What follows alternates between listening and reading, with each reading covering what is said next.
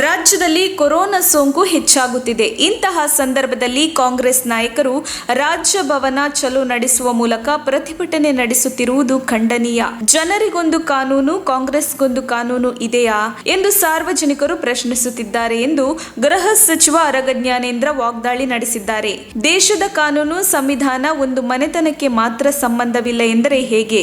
ಜನತಂತ್ರ ವ್ಯವಸ್ಥೆಯಲ್ಲಿ ಹೀಗೆ ಪ್ರತಿಭಟನೆ ಮಾಡಿದರೆ ಕಾಯ್ದೆ ಕಾನೂನಿಗೆ ಏನು ಬೆಲೆ ಕೊಟ್ಟಂತಾಗುತ್ತದೆ?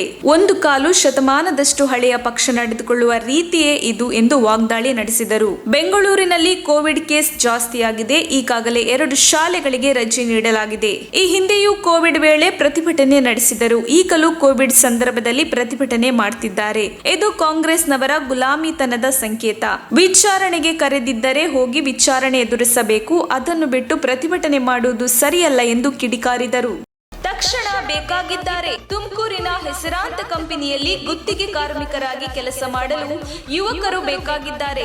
ಲೋಡಿಂಗ್ ಮತ್ತು ಅನ್ಲೋಡಿಂಗ್ ಕೆಲಸ ಮಾಡುವವರು ಬೇಕಾಗಿದ್ದಾರೆ. ವಿದ್ಯಾರ್ಹತೆ SSLC PUC. ನೇರ ಸಂದರ್ಶನ ಇರುತ್ತದೆ.